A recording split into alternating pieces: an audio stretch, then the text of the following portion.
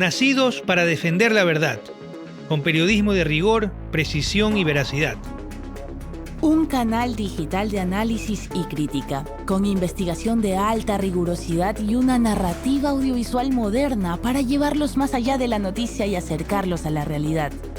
Es hora de erradicar la desinformación y las falsas narrativas. Defendemos el buen periodismo que la ciudadanía ha buscado con tanta urgencia. Defendemos la verdad con periodismo. Somos La Defensa.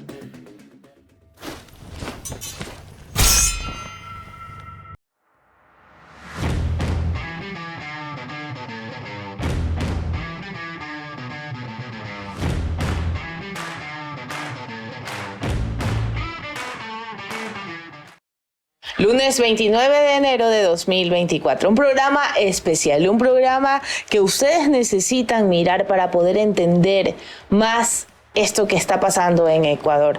Tengo el honor de presentar al señor Pedro Granja. Y antes de presentarlo y saludarlo como tengo que saludarlo, vamos a ver su biografía, que Mercy Castro está conmigo en este panel.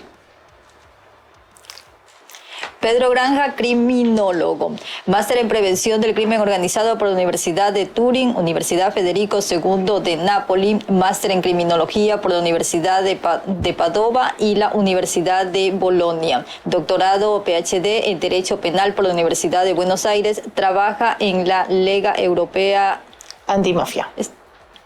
En política criminal y diseño de ciudades seguras. Además, Pedro Granja es director del Instituto Antimafia de Ecuador, que hace investigaciones sobre crimen organizado en conjunto con Europa. ¿Cuál es el motivo de tenerlo aquí? Es poder hacer una radiografía del crimen organizado desde todas las aristas posibles, porque Pedro conoce absolutamente el escenario. Pedro, muy buenos días. Gracias por aceptar esta entrevista.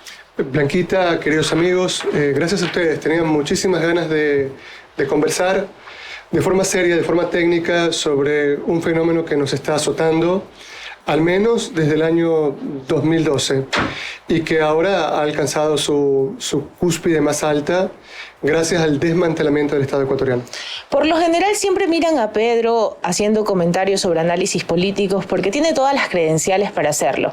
Pero este Pedro que ustedes van a ver aquí va a ser el Pedro que desgrane los motivos por los que Ecuador llegó a este escenario de crimen organizado. ¿Cómo es que tenemos a bandas que ya son dueñas de territorios? Y yo quiero empezar por el génesis, Pedro. ¿Cómo llega Ecuador a este nivel de inseguridad? ¿Qué fue lo que ocurrió en ese pasado que la mayoría del pueblo ecuatoriano desconoce? Sí, mira, más o menos desde 1998 en adelante, Ecuador era considerado en el concierto criminal internacional como una especie de gasolinera, es decir, como un lugar donde tú llegabas, ¿no es cierto?, una gasolinera norteamericana. Entonces, ¿qué haces allí? Tanqueas, llenas de combustible tu vehículo para continuar el viaje, te bañas, te alimentas, ¿ok? Era un punto de llegada para poder descansar, para poder fundamentalmente tomar combustible. Esto va a ir cambiando poco a poco a partir de la primera discusión sobre el apoyo norteamericano a la República de Colombia, que inicia más o menos en 1997 y que arranca ya para el año 2001 con el Plan Colombia.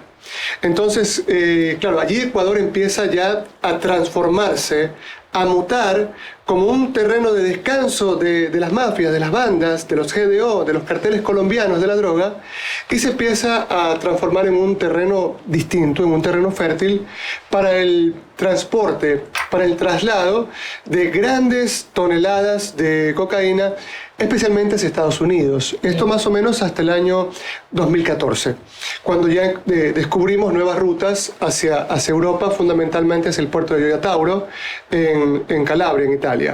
Ahora, nosotros para el año 2012 solamente teníamos un gran grupo criminal en nuestro territorio, que eran los queseros, ¿ok? Su principal jefe era el comandante España. Era un grupo de delincuentes allí estaba Rasquiña, ¿ok?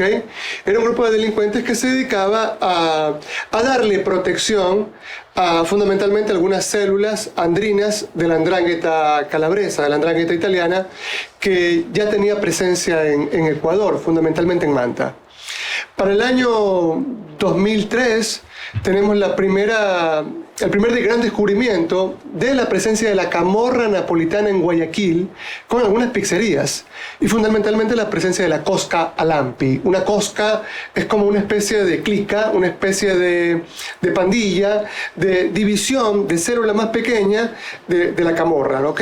La cosca alampi está presente acá y es desmantelada poco después en el gobierno de Rafael Correa. Ahora bien, arranca el Plan Colombia, empieza la guerra en Colombia. Esto es importante, ¿ok? ¿Empieza en qué año? En el 2001. ¿Concluye en qué año? En el 2015. Estamos hablando de casi 15 años de guerra. Ahora, los norteamericanos llegan allí y le dicen a Colombia, mira, nosotros los vamos a ayudar con cooperación militar, nosotros vamos a poner los helicópteros, vamos a poner la inteligencia, vamos a traer al FBI, les vamos a traer escuelas, les vamos a traer progreso, ¿ok? ¿Cuánto terminan poniendo los norteamericanos para esa guerra? $4.000 millones, fundamentalmente en donación de equipos viejos, ¿ok?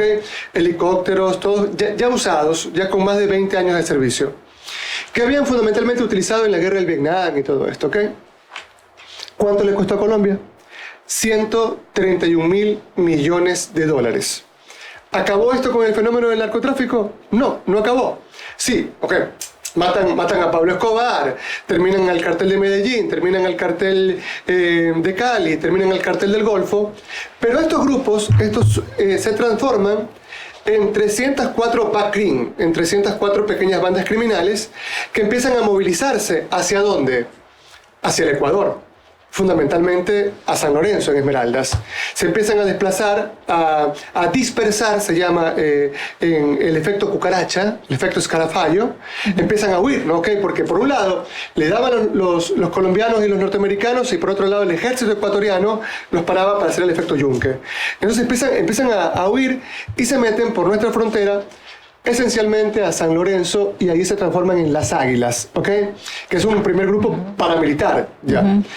Al mismo tiempo, ¿en qué termina la historia de los queseros? Es asesinado el comandante España, ¿ok? Porque hay unas rivalidades allí internas, digamos que había algunos romances, matan a la mujer de uno de estos importantes capos, y Rasquiña pasa a convertirse en el capo di tutti capi, ¿ok? De la mafia ecuatoriana, que todavía no era tal, ¿ya? Rasquiña abandona a los queseros y le pone como membrete los choneros. Era la única gran banda ecuatoriana, mientras estaba dando por el lado de acá el efecto cucaracha y estaban entrando los primeros águilas, los verdaderos águilas, hacia el sector de San Lorenzo y se dispersaban por todo el Putumayo. Para el año 2014, nosotros le presentamos un primer estudio al gobierno ecuatoriano. Les advertimos de lo que estaba ocurriendo. ¿Un estudio con quién lo hicimos? Con compañeros italianos, con expertos franceses, con expertos portugueses, sobre lo que iba a ocurrir en Ecuador en los próximos años. ¿Saben lo que hicieron con eso? Nunca nos pararon bola, nunca nos prestaron atención.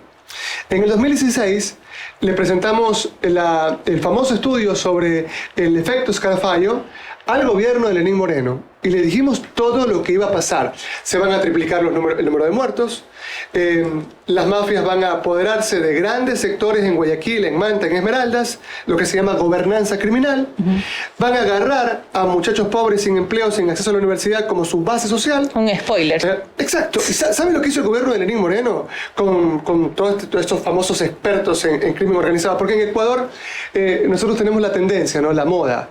Ahora todos los abogados ponen en su bio de Twitter que son expertos en criminalidad organizada, expertos en narcodelincuencia, son expertos en un caxo, ¿ok? Porque para estudiar un fenómeno tienes que dedicarte años y años, hay una inversión de tiempo, tienes que ir a universidades del extranjero, fundamentalmente italianas, porque allí la mafia tiene muchísimos años. Si vas a decir que eres experto en mafia, tienes que estudiarla en el territorio donde se han desarrollado mayoritariamente. Y no se hizo absolutamente nada. Con este génesis, y ahora tenemos lo que tenemos. Con ese génesis que ya nos ha dado de cómo se empieza a trasladar, empiezan a migrar a Ecuador estas bandas que, como se señala, inicia con los Águilas y luego ya vamos a ver qué personajes son los que siguen a Rasquiña y todo lo demás. ¿Cuál es justamente la pauta con la que ustedes logran ya visualizar lo que iba a pasar en Ecuador? O sea, los comportamientos. ¿Qué los llevó a eso? Así es, los comportamientos que ustedes veían. Entran por San Lorenzo, una zona bastante descuidada, abandonada, justamente en Esmeraldas. Migran desde Colombia hasta acá, empiezan a buscar un nicho ahí. ¿Y cómo ustedes interpretaron ya de que era lo que se venía ya para todo el territorio? Sí, mira, hay dos. Voy a tratar de ser lo más técnico posible. Hay dos momentos importantes en América Latina en los últimos años sobre intervenciones militares. No te me muevas de la cámara, que después no te me muevas. Perfecto. Dos momentos importantes, ¿ok? De aplicación de mano dura. Primero el Plan Colombia, y después tienes que fundamentalmente los capos del crimen organizado en Colombia se cambian de casa y se van a México, ¿ok? Y de ahí empieza el desastre en México, ¿ya? Allí se fortalece el cartel, el de las 4 letras, Jalisco Nueva Generación, y allí se fortalece el Chapo Guzmán, ¿ok? Con presencia de verdaderos torturadores, de verdaderos enfermos y de verdaderos expertos en logística de la narcodelincuencia colombianos que salen huyendo hacia allá como consecuencia del Plan Colombia. Empieza entonces en México lo mismo que el Plan Colombia, la famosa Iniciativa Mérida. ¿Esto te ayudó a cambiar el escenario? No, generó que la cantidad de muertos se cuadriplique en México, ¿ok? Fundamentalmente mujeres entre los 20 y los 25 años, que eran el principal blanco de la narcodelincuencia. Okay. Ahora, tú me dices, ¿cómo nos dimos cuenta? Nos trasladamos en el año 2014 hacia un lugar que se llama San Francisco I, frontera colombo-ecuatoriana. Y los pobladores nos empezaron a decir que tenían graves problemas de diarrea, vómito, erupciones en la piel. La mayoría de estos casos terminaron en cáncer y con muerte de varios niños. ¿Como consecuencia de qué? De la expresión con glifosato. Ya la Organización Mundial para la Salud te había dicho que el glifosato generaba cáncer. Y sin embargo, el ejército norteamericano y el ejército colombiano lo seguían utilizando. ¿Ok? Nosotros hacemos el estudio y lo que hacemos es entregarle al gobierno de Lenín Moreno su primer plan de política criminal y convivencia ciudadana. ¿Ok? A ver, para que lo tengas claro, esta parte es importante. Sí. ¿Ok? Mira. Voy a hacer lo más técnico posible. En 1992, el señor ingeniero León Febres Cordero asume la alcaldía de Guayaquil. Posterior a eso, me parece que ya en el 96, me parece que fue reelegido o vino Nebot, no lo recuerdo bien. Pero los socialcristianos terminan manejando Guayaquil por más de 30 años. Yeah. Los socialcristianos plantearon la política de la mano dura, ¿ok? La prisión en firme, ¿ok? Esto es que tú podías pasar 2-3 años preso sin sentencia ejecutoriada, no pasaba nada, ¿ya? Eras culpable, no se sabía de qué, pero estabas preso, ¿ya? Siempre por una cuestión estereotípica, es decir, era siempre el joven cholo, negro, el joven pobre, mal vestido, que andaba prácticamente vestido como delincuente, el que lo terminaban capturando, ¿ok? Pasaba el tiempo que sea en la cárcel. ¿La política de la mano dura sirvió para algo? Hoy tenemos que Guayaquil es la ciudad que tiene 115 muertos por cada 100.000 habitantes. La tasa más histéricamente alarmante de criminalidad en toda América Latina, donde el promedio es 6.7 muertos por 100.000 habitantes, y América Latina es la región más violenta del mundo. Y en la región más violenta del mundo tú tienes el fenómeno Guayaquil, que es para una tesis doctoral. 115 muertos por cada 100.000 habitantes después de que los socialcristianos la manejaron a su gusto y guisa durante más de 3 décadas. ¿La política de la mano dura funcionó? Evidentemente no funciona. Solamente permíteme concluir aquí con un ejemplo más fácil, ¿ya? Para hablarlo más en español. Si tú tienes a tu niño, a tu hijo, y dices, a ver, ¿por qué no te comiste el caldo de Quaker? Y le metes una bofetada, ¿ya? Tiene 7 años. A ver, ¿tú por qué llegas con la ropa sucia y le metes 2 zapatillazos? Ok, le metes 4 palazos. Claro, algunos idiotas dicen, está bien, el zapatillazo nos hizo a nosotros hombres de bien. Sí, hombres que generalmente le pegan a las mujeres, ¿ya? En eso nos convirtió, ¿ya? Pero si tú en cambio le dices a tu niño, mi amor, me parece que estás bulleando a tus amiguitos en la escuela, me lo está contando el profesor, la profesora. ¿Qué tienes, mi amor? ¿Qué te duele? ¿Qué te hace falta? ¿Quién te molesta? ¿Ok? ¿Por qué estás triste? ¿Quieres ir donde un médico? ¿Quieres que conversemos un poquito más? ¿Ok? ¿Será que necesitas que yo pase más tiempo contigo? Allí la cosa cambia. Si tú llegas a tu hogar y encuentras a tu hijo que le está alando la cola al gato, y le dices, mi amor, no le ales la cola al gato porque el gato te puede morder, allí hay un mensaje. Tú le estás diciendo, mi amor, si puedes amarrar al gato de cualquier manera y evitas que el gato te haga daño, tú puedes romperlo en pedacitos. Es decir, la ley del más fuerte.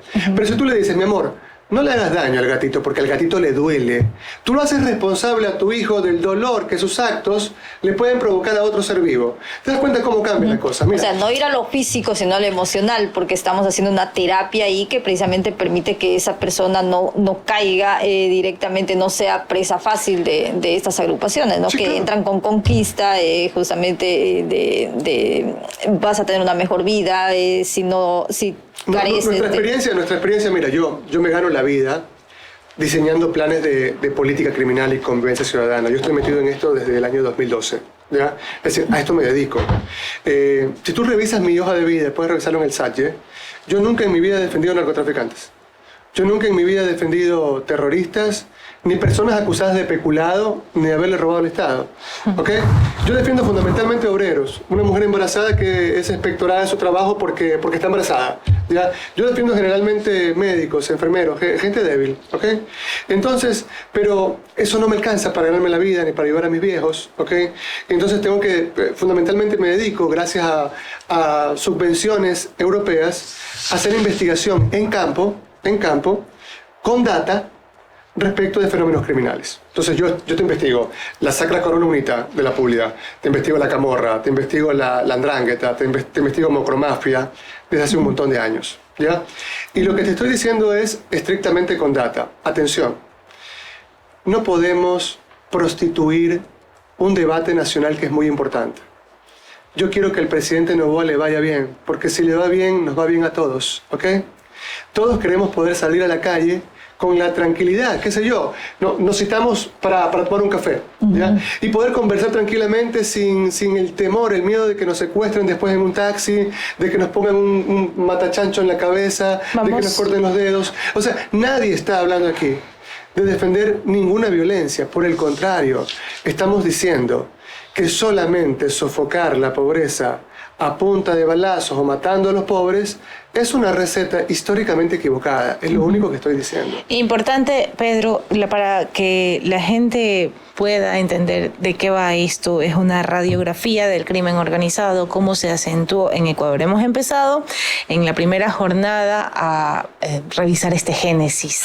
¿Cuál fue la forma? En el siguiente bloque vamos a hablar con Pedro de qué grupos delictivos están trabajando en Ecuador, dónde están trabajando y cómo operan. ¿Y cuál ha sido su nivel de incursión en barrios, ciudadelas y comunidades en el país? No pueden perderse esto. Quiero hacerles un anuncio importante. CENEL ha estado trabajando en importantes proyectos de implementación de normas para ampliar la cobertura, llegando así a nuevas comunidades. Se ha mejorado la distribución eléctrica y se inició la instalación de medidores prepago en Durán. Los detalles en la siguiente nota y volvemos con el análisis de Pedro Granja. Estas son las 5 noticias que nos conectan contigo. Iniciamos el proceso para implementar la norma internacional en nuestros 14 laboratorios de medidores. Avanzamos en la construcción de la línea de subtransmisión Durán-Montero-Taura. 9 comunidades del Cantón Pichincha cuentan con electricidad y alumbrado público. Decenas de familias del Cantón El Triunfo mejoraron su producción agrícola debido a las obras de electrificación realizada en su zona. Empezamos la instalación de 1000 medidores prepago en la ciudadela Panorama del Cantón Durán.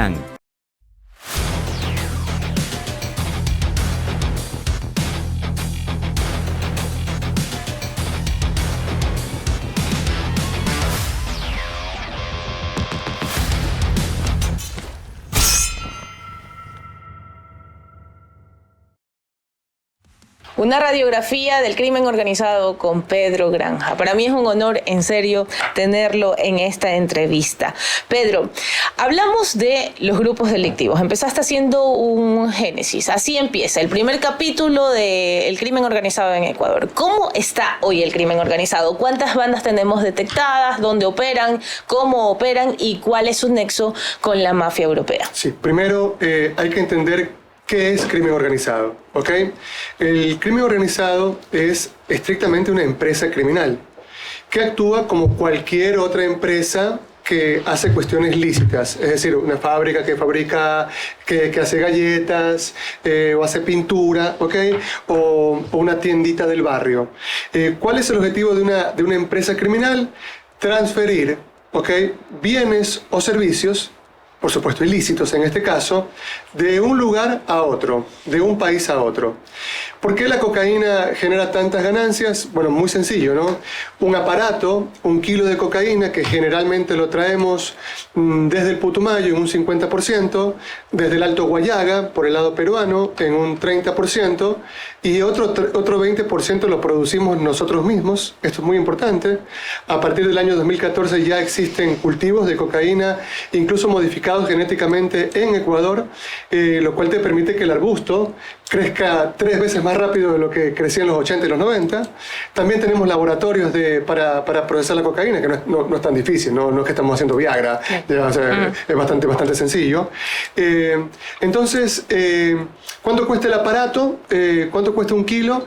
Si lo traes por el lado peruano, entre 600 y $700. Si lo traes por el lado colombiano, porque es de un poco mejor calidad, puede estar en los $800, $900. Si lo produces en Ecuador, te cuesta más o menos lo mismo. Cuando tú lo pones en Miami, el traficante gringo, al que nadie lo persigue, para él no hay Plan Colombia, para él no hay militares en la calle, te lo compra en $21,000, $24,000, ¿ok? Pero en cambio, los traficantes ecuatorianos, fundamentalmente Rasquiña, es el hombre estrella en este punto, sobre eso ya voy a hablar. Él era prácticamente el canciller de los carteles ecuatorianos. Era un tipo, digamos, muy inteligente, ¿ok?, visionario, y era un tipo que cumplía su palabra. Es decir, esto es fundamental en el marco de las actividades criminales. Y él empieza a contactarse con narcotraficantes albaneses, que no son una mafia, no existe la mafia albanesa, son solamente, es un broker, ¿ok? Un broker de negocios. ¿De quién? Es un empleado, un lacayo, un narcotraficante albanés de la 'Ndrangheta. ¿Por qué? Porque los albaneses hablan muy bien el italiano, están allí cerquita, y aprenden a hablar muy fácilmente el español. Entonces, claro, ellos empiezan a llegar acá porque la 'Ndrangheta no quería quemar a sus principales capos de las andrinas. El crimine, ¿ok?, el Estado Mayor de la 'Ndrangheta no expone a los italianos, sino que mandaba a los albaneses. Empiezan a conversar con Rasquiña y se dan cuenta que en el mercado europeo, si el kilo llegaba a Gioia Tauro, a un puerto en Calabria, manejado por la 'Ndrangheta italiana, ese kilo no iba a costar $21,000, sino, 56,000 euros. Wow. Entonces, claro, Rasquiña dijo, no, vamos a cambiar las ruticas, y empiezan a moverse en ese sentido. ¿Por qué Rasquiña se convierte en el gran capo en ese momento? Porque era un tipo afable, inteligente, con contactos políticos, que cumplía su palabra. Si él te decía, te voy a vender 500 kilos, los 500 kilos los pesaban y los entregaba, ¿ok? Y hizo muy buenas migas con delincuentes albaneses, que también tienen como su mejor carta de presentación en Colombia, en México, en Perú, en Ecuador, pagar cash. Es decir, ellos te pagan, ahí está tu plata, no te roban un solo centavo, ellos también piden seriedad en la entrega. Y empieza la cuestión, digamos, a manejarse de un modo tranquilo. Rasquiña empieza a tener más de 300 delincuentes bajo su mando, entre esos Junior, entre esos Fito, entre esos Ben 10. Pero un día Rasquiña es asesinado. Las razones todavía no las tenemos muy claras. Y entonces se produce un verdadero movimiento telúrico en los grupos en la delincuencia organizada del Ecuador, ¿ya? Y entonces se empiezan a dividir.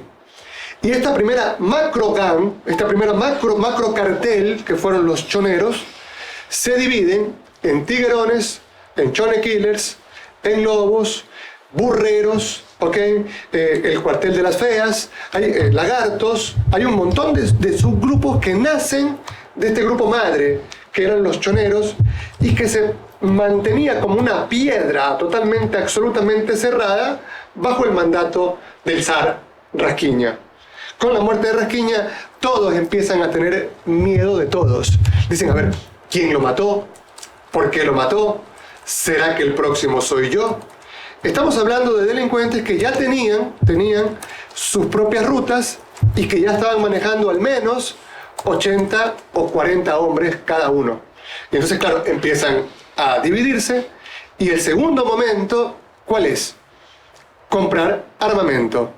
Tú puedes tener toneladas y toneladas de droga, tú puedes tener toneladas y toneladas de plata que generalmente se te pudre. La plata se pudre, señores, ¿ok?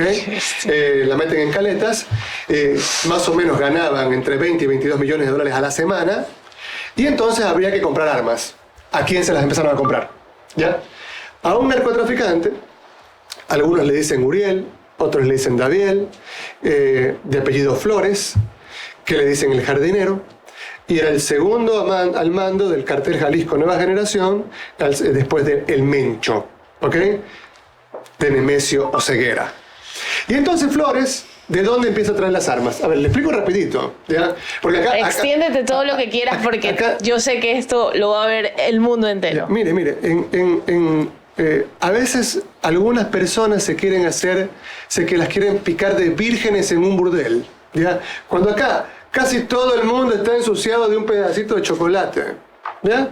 A todo el mundo le gusta el dulce, dice una famosa canción de salsa, y acá todo el mundo empieza a bailar, ¿ya? Con esta bailarina exótica, llena de colores, de sabores, y que te genera una subida tremenda, como es la cocaína. Veamos, miren. En Colombia funciona una fábrica israelita, ¿ya? Para montar Uzi, para fabricar el Galil, que es un fusil israelita. Pero tiene una sucursal en Colombia, ¿ya? Los belgas no se quedaron atrás. Cuando uno antes hacía la conscripción, le daban un fusil de este porte que era el FAL belga, súper pesado. Y entonces el FAL ya no se fabrica. No, se fabrica. ¿En dónde? En Argentina, donde hay una sucursal de FAL. Ok, avancemos.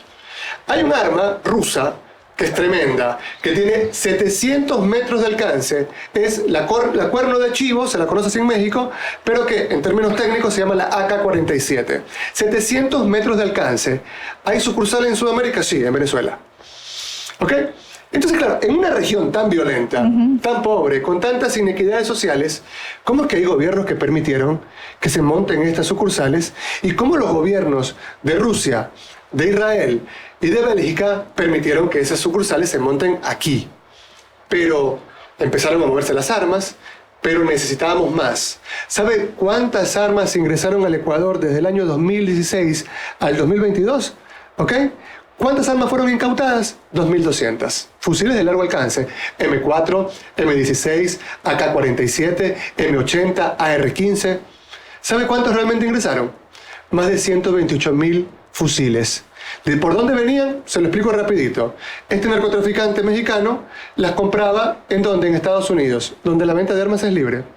Pasan a México y él las empezó a mover para acá, porque los carteles ecuatorianos le empezaron a decir: vea papá, ya plata tenemos bastante, así que vamos a hacer cambalache. Nosotros vamos a dar tantas toneladas de cocaína, ¿ok? Y tú nos vas a dar los fierritos que nosotros necesitamos. ¿Para qué? Para escribir poesía, para matarse entre ellos, ¿ok? Y así empieza la famosa guerra en Ecuador. Porque la gente no te mata con el matachancho que te presenta ahora la gran guerra contra las drogas de Daniel Noboa. Ya dicen: acabamos de capturar, ayer nada más, sacan un tuit, digo, no les da vergüenza, sacan un tuit con 7 sujetos más esqueléticos que yo, que seguramente tienen hasta tifoidea, cólera, todo junto, ¿ya? Entonces, salen más flacos que yo, con una pantaloneta de $1, con unas zapatillitas, y dicen: los acabamos de capturar a estos terroristas con 6 carabinas artesanales. Fenómeno, pero eso no es crimen organizado, ¿ya?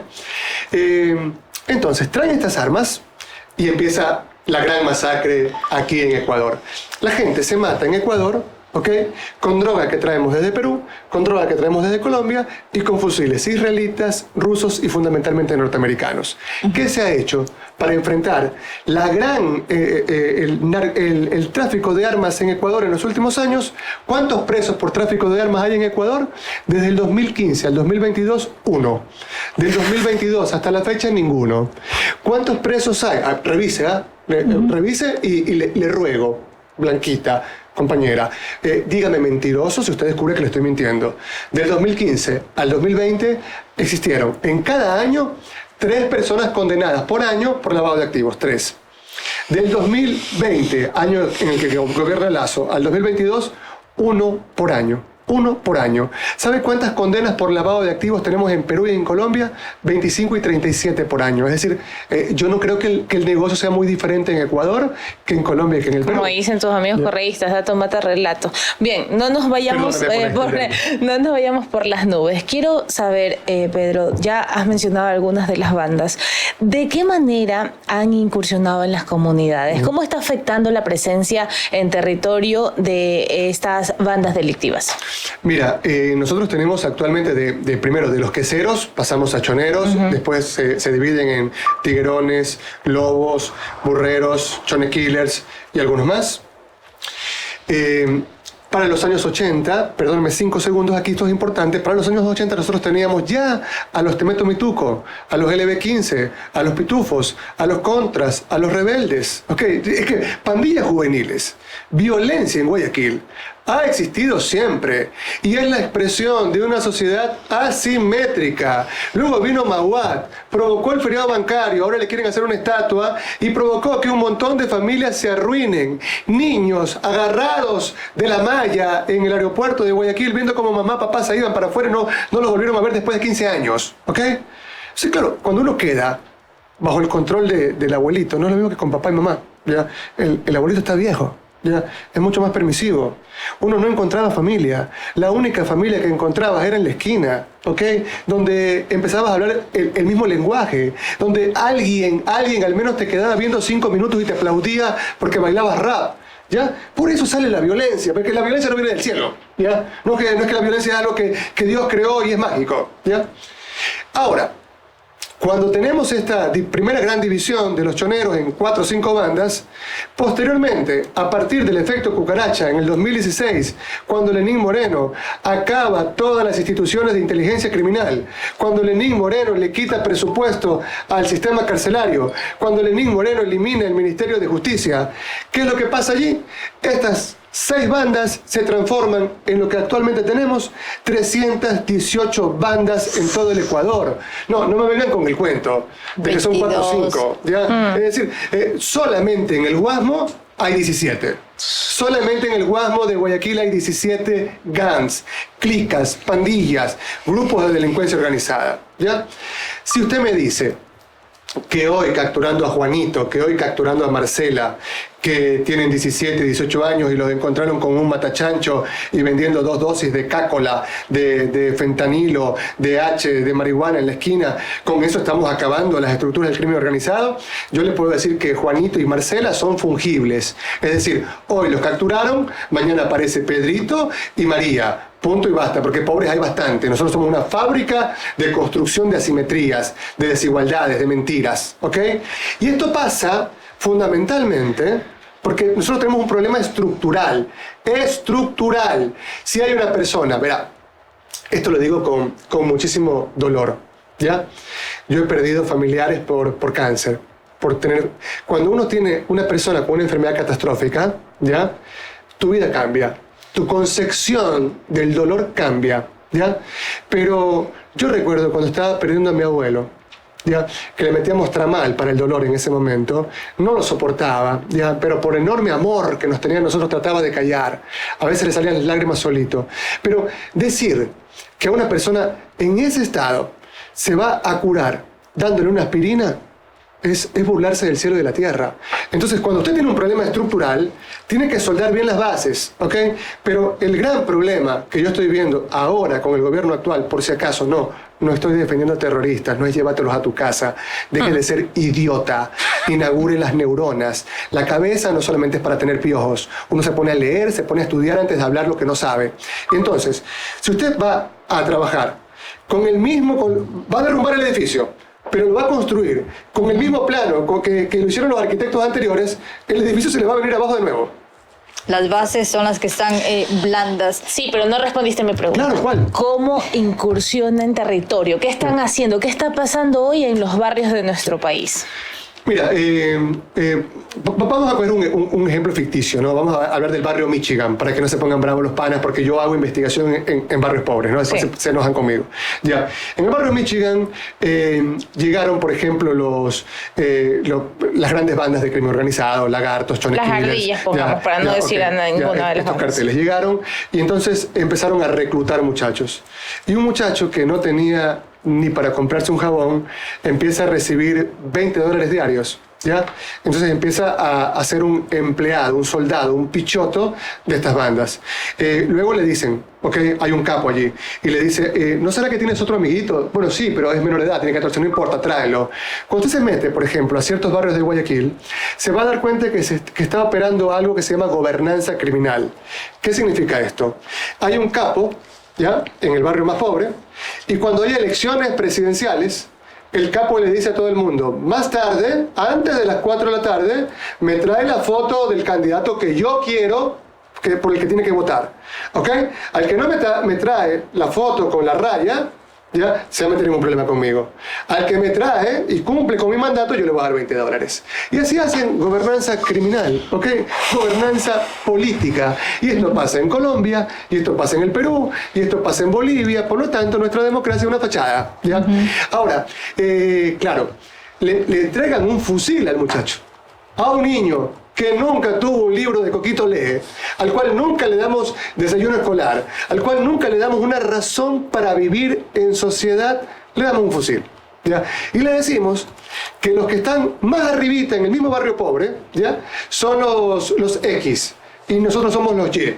Entonces, si avanzan los X, se pasan, ponen un piecito nada más en esta calle, le vamos a dar plomo. ¿Ya? Así funciona. Y por eso se empiezan a matar. Las matanzas son matanzas entre pobres. Cuando alguien dice, alguien pro vida, ¿no? Ay, con mis hijos no te metas. Pero está bien que maten, pero claman para que maten al delincuente cuando ya está esposado. ¿Ya? Que generalmente es una guerra de melanina, ¿no? Es un muchacho negro, pobre, montubio, el que está esposado. ¿Ya? Nunca un aniñado, que son los que realmente lavan la plata, que son los que realmente están involucrados en el tráfico de armas. Nunca ni uno de ellos. Importante, Pedro, ahora que lo dices, con respecto a la captación de menores y de jóvenes en barrios, ¿qué los ponen a hacer? ¿Cómo funciona esta logística de las bandas? Porque son temas que están ajenos a la población, Pedro, y tú los conoces muy bien, y bueno, pues cuéntanos. Sí, porque, mira, ¿para qué los capturan? En los barrios pobres los captan. En los barrios pobres se encaletan los arsenales de armas. Ya. En algunos barrios pobres también se encaleta dinero. En algunos barrios pobres se mueven algunos paquetes de droga momentáneamente, porque luego salen por los 8 puertos, por ejemplo, que tiene Guayaquil. Guayaquil no tiene un solo puerto.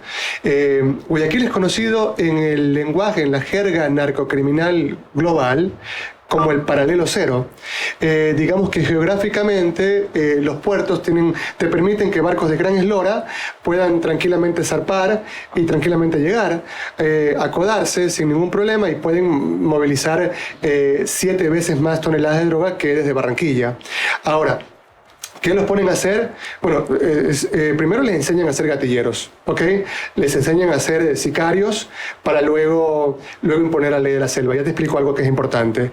Segundo, les ayudan a controlar ciertos sectores, ciertos territorios, ¿ok?, donde ellos puedan llegar, puedan esconderse, puedan transformarlo, como te había dicho previamente, en arsenal y todo lo demás. Y luego estos muchachos también son utilizados para cargar y descargar. Recuerda que son barcos enteros que mandan con droga hacia Italia, hacia España, hacia Bélgica, ¿no? Entonces son soldados. A ver, entendamos esto. Crimen organizado. Es un enorme edificio. Piense usted en la pirámide de Egipto, ¿ok? En la pirámide de Egipto. ¿Qué se necesita, por ejemplo? Cargadores, albañiles, soldadores, electricistas, mecánicos, ¿ok? Lavaperros. Claro, cuando usted captura a un albañil, a un soldador, no me puede decir que no es parte de la estructura. Es parte de la estructura. Es parte de la cadena más baja, más elemental.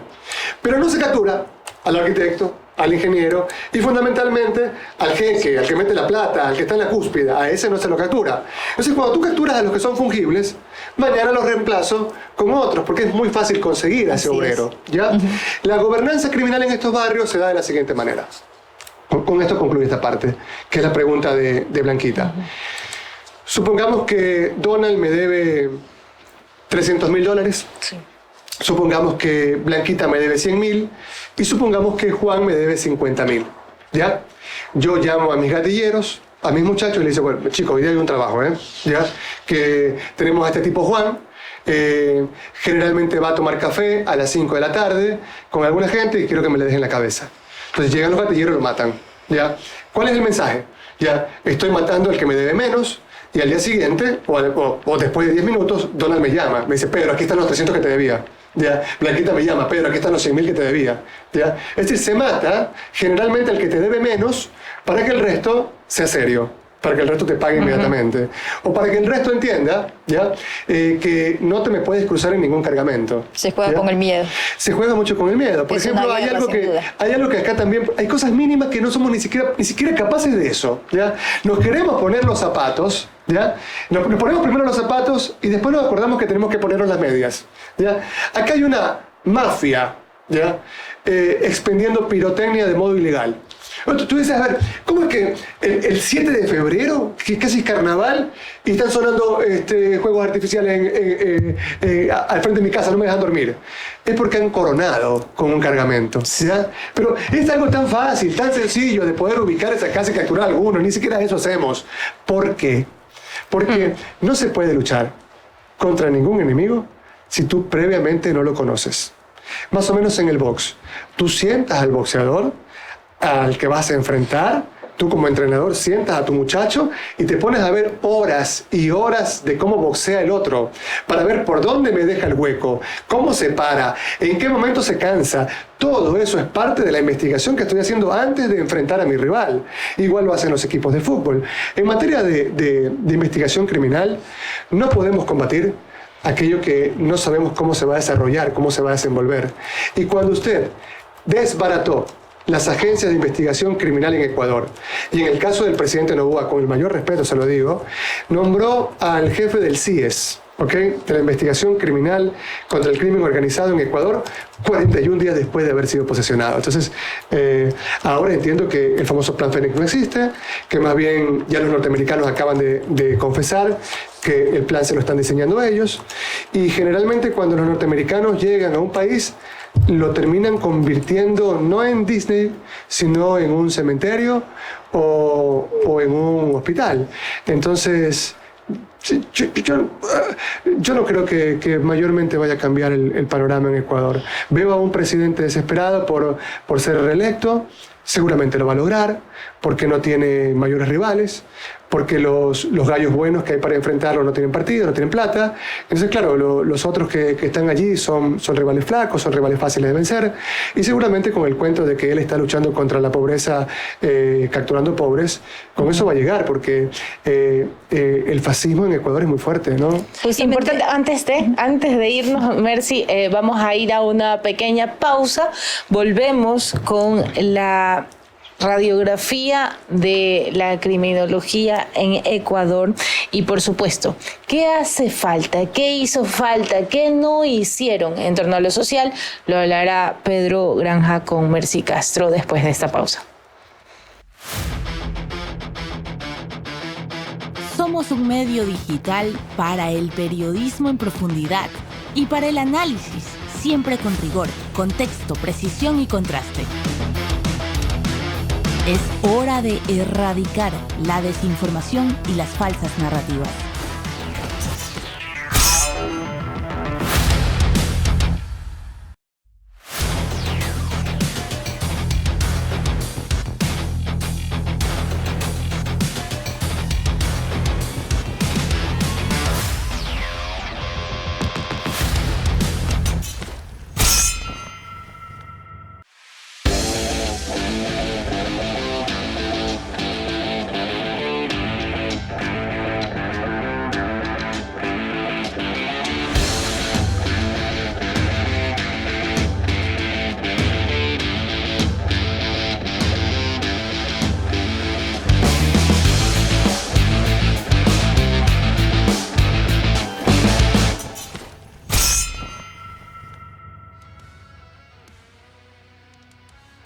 Bueno, justamente ya hemos abordado ya de cómo se aterrizaron estas pandillas acá, por decirlo menos, de cómo ha tenido el escenario o su gran sábana a las anchas, justamente el crimen organizado, siendo el Estado tan solo un espectador. Y justamente una consecuencia que viene a todo eso, estamos hablando ya de cerca de 30 años en los que se han generado esta violencia, ¿no?, dentro de nuestro país a menor escala y que ahora se visibiliza.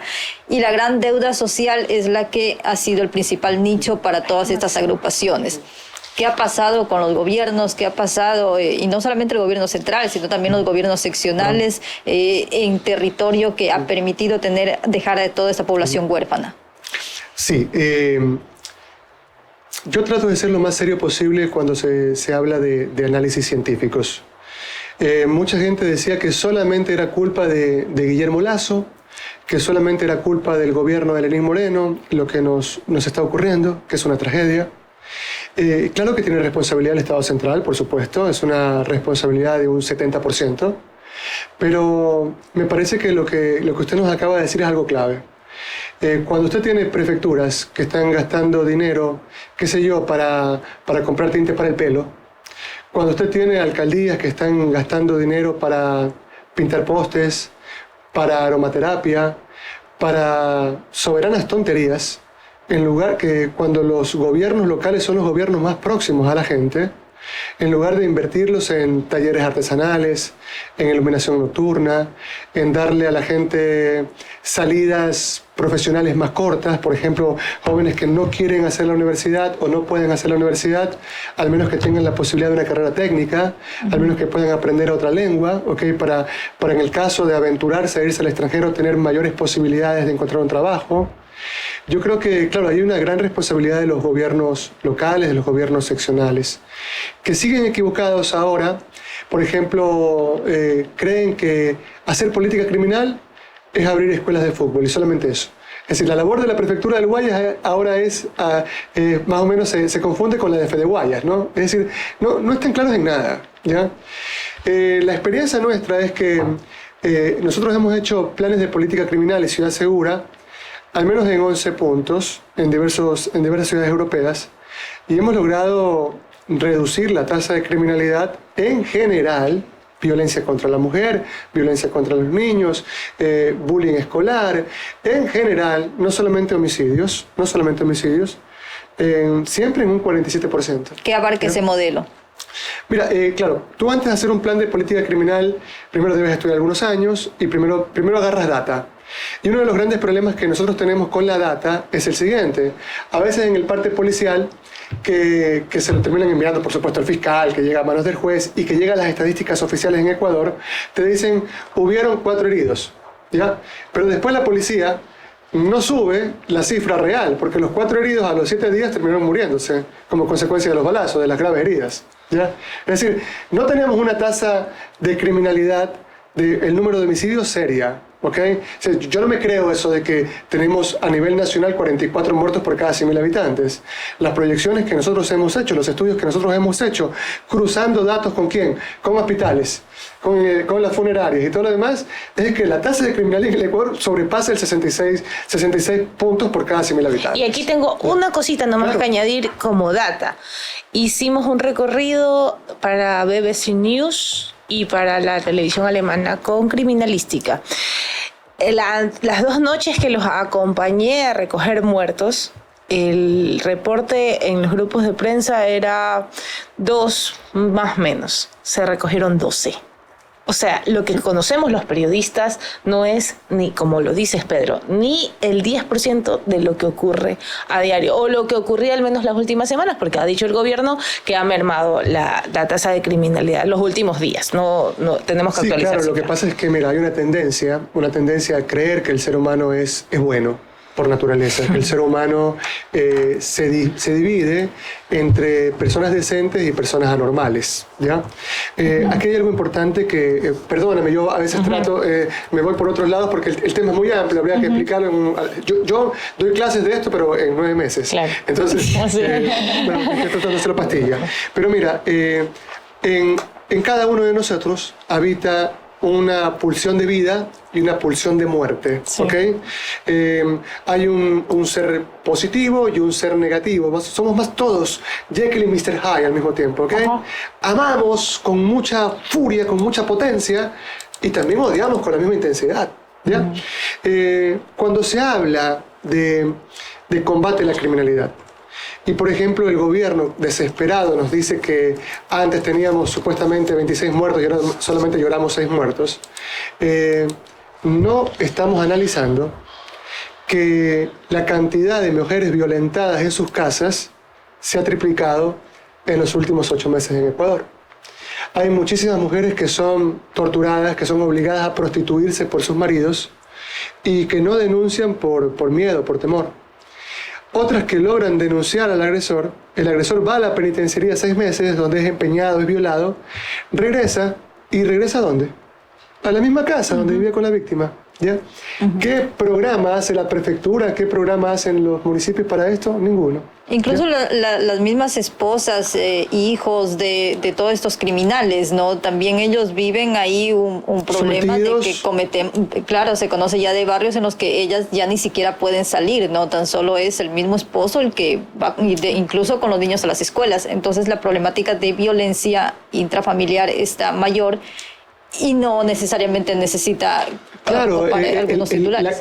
Me decía hace un momento Blanca que hay denuncias de profesoras, de profesores que están amenazadas por sus estudiantes, amenazados de muerte por sus estudiantes, y esto es terrible. Esto pasa en Ecuador, esto pasa en Guayaquil.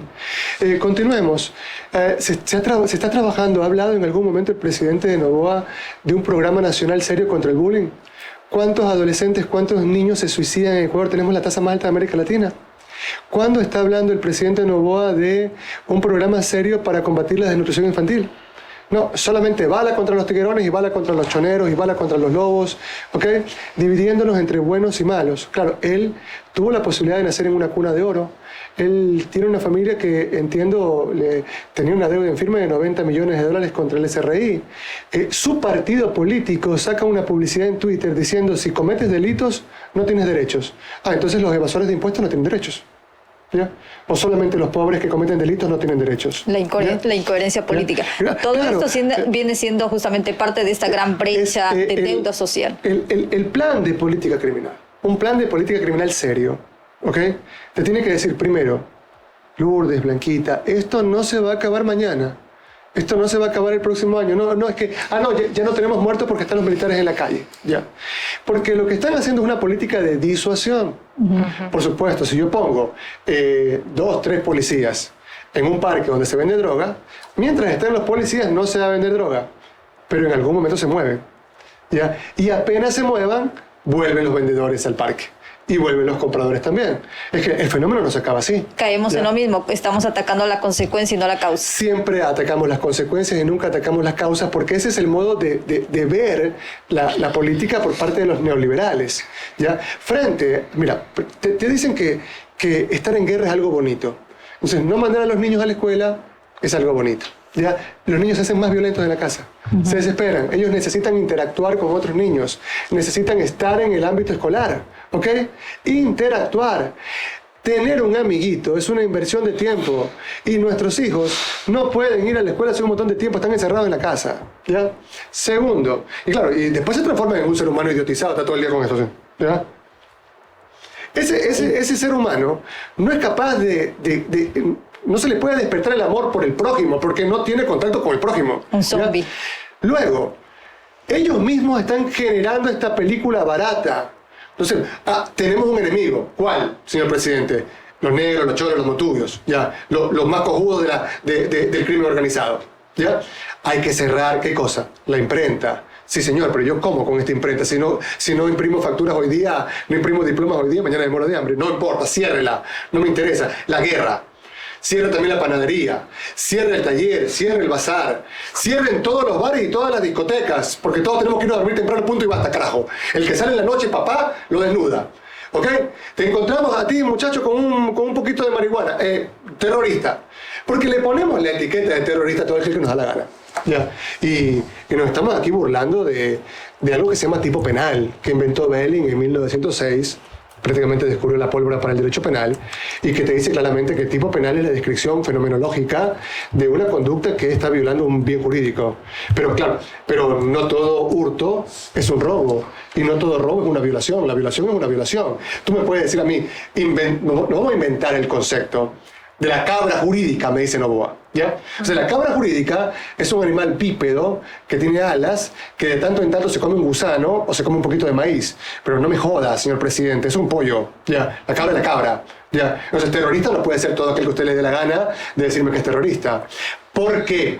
Porque mira, el poder punitivo formal, ¿quién lo ejerce? Los policías y los militares en Ecuador. ¿Ya? Llegan, se abre el carro, ¿no es cierto?, el bus, y todos los que bajan son un montón de desdichados, desnutridos, medio panzones, llenos de bichos, están esposados. ¿Ya? Todos son analfabetos, ¿ya? No saben leer y escribir, solamente saben cantar canciones de nacos, ¿ya? Y entonces lo sienten allí y el juez dice, bueno, ¿y por qué me lo traen? Ah, no, porque lo encontramos en la terraza de una casa que estaba fumando marihuana. El juez debe actuar como una especie de semáforo, ¿ya? A ver, pongamos el semáforo en rojo. A ver, no, está fumando marihuana. Se está haciendo daño a sí mismo, por último, ¿ya? El delito es una acción fenomenológica contra un tercero. Por lo tanto, váyase a su casa. Eso debe ser un buen juez. Ah, no, pero es terrorista, un caso que es terrorista, váyase a su casa. Ah, el de acá le cortó la cabeza al vecino. No, bueno, luz verde, pase para la segunda fase, ¿ya? El de acá, por ejemplo, no está muy claro en qué circunstancias lo atrapamos porque había un cuchillo a 2 metros de donde estaba él parado. Bueno, vamos a dejarlo acá en internamiento por unas horas para clarificar el tema, ¿ya? Es decir, la luz amarilla. Para eso actúa el juez.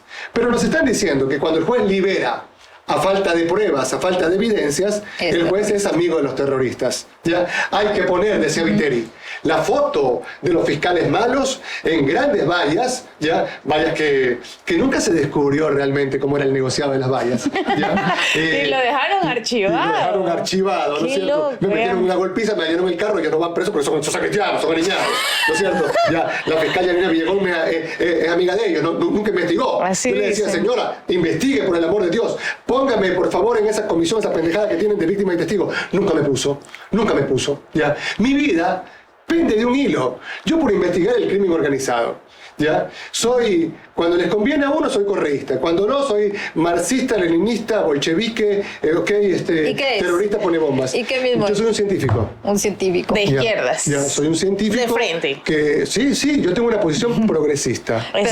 Mirá, yo hago ollas populares, llevo brigadas médicas donde los gobiernos ecuatorianos llevan palo y hambre. Y lo hago desde 1998. Y le voy a contar algo más. Ayer vendí una moto Ural rusa M72, 750 cilindros. Volaba, me divertía mucho con la moto porque no tenemos plata para hacer la próxima olla popular el día sábado. Ay, entonces nosotros hacemos eso, ¿ya? Porque sabemos precisamente que a la gente hay que darle razones para vivir en sociedad. Cuando yo llego a los barrios más pobres de Guayaquil, de Quito, de Cuenca, de Guaranda, hay grupos de crimen organizado allí y que me dicen, ven acá, ¿qué vienes a hacer? Vengo trayendo pan, ya, vengo trayendo médicos, déjame estar un ratito aquí, ya me voy. Ya, entra, ya, 1 hora tienes y sales, ya. Pero eso, lo que yo le puedo dar un consejo, porque, presidente Noboa, mi papá es un hombre muy pobre, mi mamá también, una maestra de escuela. Le quiero dar un consejo gratis, porque yo sí soy experto en análisis del crimen organizado, por la Universidad de Turín, por la Universidad de Palermo, por la Universidad de Pisa y por la Federico II de Nápoli. Allí estudié muchos años. Antes de eso me gané una beca en la Universidad de Bolonia, en la Universidad de Padua, para estudiar criminología crítica. Actualmente estoy estudiando criminología clínica y ya mismo regreso a Italia para estudiar control de puertos contra la mafia. ¿Ok? Entonces yo paso todo el día dedicado a esto. Le voy a dar un consejo gratuito. Ahora que está llevando palo a su vivienda, llévese una escuelita. De vez en cuando dígale a la ministra de Bienestar Social que sirva para algo, que lleve un poquito de brigadas médicas, ¿ok? Porque si a un niño solamente le mete palo, ese niño se transforma en un animal, en una bestia, ¿ok? Lleve un verdadero programa de prevención de las violencias. Si usted no sabe, yo se lo hago gratis. ¿Ok? Si usted cree que todo se soluciona con violencia, si usted cree que es cuestión de declarar la guerra, yo digo siempre, ¿no? Al menos los reyes del medioevo eran hombres, ¿ya? Las reinas del medioevo eran mujeres, se ponían al frente del ejército, iban con la lanza primerito y morían en la guerra, ¿ya? Pero acá, nuestro rey declara la guerra y se va a Madrid, ¿ya? Y digo, va a la feria de turismo, ¿ya? Digo, ¿qué vas a promocionar? Un país que está incendiado, un país donde todos nos damos bala, ¿okay? Un país donde maquillan a los muchachos más pobres, los desnudan en media calle. ¿Eso vas a promocionar? Bueno, digo, me parece que eso como que no es muy buen turismo, ¿eh? Bien, Pedro, a propósito de aquello que mencionas, este análisis profundo que has hecho con respecto a la criminalización de la pobreza, para resumirlo de esa manera, ¿qué tiene que hacer el gobierno, los estamentos de seguridad para ir por los peces grandes? ¿Qué hace falta? Mira, primero se está discutiendo actualmente una ley de prevención del lavado de activos, se está discutiendo actualmente una ley para la extinción del dominio, para el financiamiento a grupos criminales, que me parece que tiene muchas cosas interesantes, pero acá también aquí es importante algo.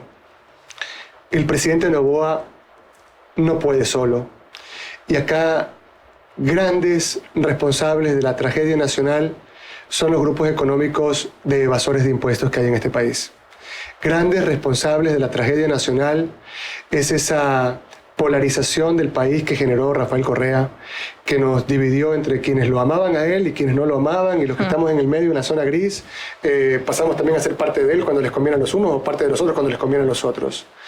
Creo que también hay una gran irresponsabilidad y cobardía por parte de los decanos de las facultades de jurisprudencia y los rectores de las universidades de este país, que deberían en este momento estar organizando foros para discutir esto, ¿ya? Nosotros no tenemos, mi querida Blanca Mocada, hasta el día de hoy, ninguna carrera, ninguna licenciatura en política criminal, ¿ya? Mira, en Europa, a mí me dicen algunos amigos europeos, ya estoy por irme, ¿ya? ¿Ok? Primero porque aquí mi vida no vale nada, pero ¿qué hacen los decanos, los profesores? Dicen, a ver, Pedro maneja este tema, Pedro le va a dar clases a los peladitos en primero y segundo año. Es decir, ya los va a mandar, para cuando vayan a tercer curso, ya los va a mandar con bases. ¿Okay? Pedro les va a explicar teorías de la pena, delito, todo lo demás, para que cuando lleguen acá, el profesor ya lo coja con una base metodológica distinta. Acá te quieren entregar abogados para que tú les expliques qué es tipo penal, para que tú les expliques qué es imputación objetiva, y eso es muy difícil, ¿ya? Acá hay un gran desorden total de la casa. Tenemos el baño en la cocina, tenemos la cama en el comedor, la casa no está en orden, y la queremos poner en orden poniendo perros bravos para que se hagan caca y semen en cada esquina, y así no es la cosa. Sí. Así no es la cosa. Definitivamente. Pedro, yo voy a tomarte la palabra porque ya tenemos una hora de entrevista y el programa ha llegado a su fin, pero... Perdóname, no, me encanta. Yo sé que, claro, pero es que es importante esta primera radiografía. Yo te tomo la palabra que antes de que te vayas a Europa, vengas, porque vamos a hacer un especial cárceles. Yo no metí cárceles en esto porque también estaba esquematizado, cárceles, incursión de las Fuerzas Armadas en las cárceles, para que vengas el próximo lunes, o para poder hacerle seguidilla a esto, ¿no? Y hacemos un especial sobre solo cárceles, ¿te parece? Solamente para partirte un bocadillo. Okay. La media regional, el hacinamiento carcelario en Brasil, en Argentina, en Perú, en Bolivia, es de 18-20%. El hacinamiento carcelario en Ecuador es del 318%. En una celda construida para 2 personas metemos 17 reos. Es decir, claro, lo único que va a generarse allí es violencia. En el gobierno de Lenín Moreno, les guste o no, se redujo la capacidad de la contratación de guardias carcelarios. Es decir, prácticamente lo que hizo Moreno fue, les voy a entregar el pabellón A los Cobra, les voy a entregar el pabellón B a los rojos, les voy a entregar el pabellón C a los marcianos. De esta manera ustedes controlen las cárceles. Es decir, le entregó el control de las cárceles a las bandas del crimen organizado. Esto pasó en el gobierno de Lenín Moreno, mientras repartían los hospitales, mientras repartían credenciales de discapacidad falsos para que un montón de miserables importen vehículos de lujo sin pagarle impuestos, porque es el deporte favorito de las élites en Ecuador. Cuando tú tienes eso, cuando tú le entregas el control de las cárceles a los grupos criminales, adentro le cobraron a cada muchacho por día $5. Sigue cobrando, sigue pasando. Pero además, al muchacho que entra, lo violan la primera noche y al día siguiente lo empeñan, lo entregan a otros reos para que se dedique. Hay una gran red de prostitución adentro. Sobre eso, ¿estamos realmente escarbando? ¿Ya? No estamos. Y por eso mismo te tomo la palabra, Pedro. Vienes, hablamos de cárceles con datos, con todas las verdades que se tienen que decir. Sí, por ejemplo, te traigo un libro que incluso hemos estado haciendo, para que te lo dejo aquí, te puedo mostrar te puedo pasar algunos slides, algunas filminas para que las puedas mostrar mientras estamos hablando. Perfecto. ¿Ya? De que lo ha hecho el Instituto Latinoamericano de Estudios Antimafia. Hay que discutir muchísimo sobre la pena. ¿Okay? Por ejemplo, ¿qué es la pena? La pena es el puente entre el delito y la responsabilidad. Pero ¿qué lo determina? Lo tiene que determinar la culpabilidad, no la peligrosidad. No, a ver, este tipo se viste como choro, el choro metámoslo preso. Es decir, un mínimo de racionalidad. Para eso hay que estudiar. Miren, en esta radiografía del crimen organizado en Ecuador, que va a dividirse yo creo que en 3 programas para poder condensarlo de manera adecuada y que ustedes puedan entenderlo, hemos hecho un abreboca durante estos 60 minutos y un poquito más que lleva el programa. Le tomamos la palabra a Pedro Granja, vienes la próxima semana, claro. Lunes igual, para que podamos entender el espectro cárceles. Mercy Castro, muchísimas gracias por acompañarnos también. No, igual, creo que hemos dado un aporte porque, como decimos en la defensa, no nos quedamos solo en los titulares, sino que vamos más allá, y qué mejor poner a hablar voces expertas. Y también me gustaría que incluyas en esta temática de la agenda, se va a hacer una especialización en el crimen de puertos, ¿no? Importante. Es algo que le estamos dando seguimiento y que me conozco más o menos la idea, pero desde la información, desde lo periodístico, usted lo sabe justamente ya más profundo. Entonces nos parece también interesante esto, sobre todo por la zonificación que tiene Ecuador y que han sido puentes para todos estos grupos que ya hemos visto cómo entraron, cómo se han enraizado, porque realmente están ahí y se está atacando simplemente la superficie, lo cual es realmente preocupante. Sí, yo tengo contacto con muchos criminólogos, con muchos expertos en combate al crimen organizado en territorio italianos, y nosotros estamos muy preocupados ahora para entrar a los puertos, para investigar realmente cómo es la cuestión logística allí, y ojalá, estoy convencido de esto, creo que las muestras que está dando el alcalde de Guayaquil para tratar de ayudar al presidente de la República son importantes. Lamentablemente el presidente de la República se comporta allí como un niño caprichoso y no quiere aceptar esa ayuda. Ojalá que exista la posibilidad de que nos dejen algunos expertos, con algunos expertos europeos, portugueses e italianos, para la fiesta de Guayaquil, poder hacer alguna visita a los puertos, al puerto de acá, y poder hacer también un análisis respecto de cómo está la cuestión logística allí. Nosotros investigamos esto sin temor ni favor. ¿Okay? A nosotros lo que nos interesa es ver cómo reducimos el fenómeno, porque esto realmente va a provocar desarrollo para el país. Creo que hay... solamente un segundo nada más. Sí. Hay 2 cosas importantes que ha hecho el presidente Noboa, y me saco el sombrero ante lo que ha hecho, porque lo que es bueno y lo que es malo es malo, ¿ya? El presidente Noboa ha desbaratado 2 relatos que los trolls de Guillermo Lasso y de toda esta gente se ven encargados durante muchos años de construir. El primer relato: no podemos sacar a los militares en la calle, pobre viejito Guillermo Lasso, porque la Constitución no los permite, decían los hijos bobos.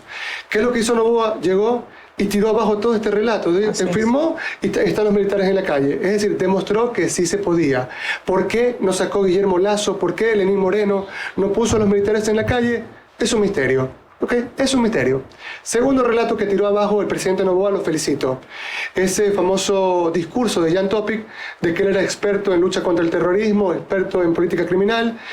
Topic dijo: póngame por favor a cargo del ejército, yo soy hombre rana, yo disparo, yo mato, yo combato a los chonequiles, a los tequillas, a todo el mundo. El presidente Noboa le dijo: verá, señor, usted no puede ponerse al frente del ejército porque usted no ha hecho ni la conscripción en Ecuador, ¿ok? Esos son militares de verdad. Segundo, usted no tiene ninguna experiencia en ninguna balacera, ¿ya? Una cosa es disparar en un polígono, otra cosa es tener una balacera, ¿ya? Usted no puede dirigir las Fuerzas Armadas, ¿ok? El presidente y el primer comandante de las Fuerzas Armadas soy yo. Punto. Parece que estuvo bien allí Daniel Noboa, y con eso de carambola terminó la campaña presidencial del PSC para el 2025. Ahora no sé, ya que ya no se puede disfrazar de experto en política criminal, no sé de qué se va a disfrazar. Seguramente Topic se presenta de candidato y va a ser experto en seguridad alimentaria. Vamos a ver. Bien, ese fue Pedro Granja con ustedes en la primera parte, que se ha extendido a 3 partes por lo menos, o 4. Vamos a ver, todos los lunes de este mes que va a empezar febrero, va a estar con nosotros el señor. Hasta que me vaya. Hasta que se vaya. Amigos, en La Defensa entendemos que la verdad no es patrimonio de nadie, pero defenderla es obligación de todos. Y por eso ustedes van a tener en este programa voces críticas de lado y lado. Muchísimas gracias por acompañarnos. Gracias, Pedro. Gracias a usted.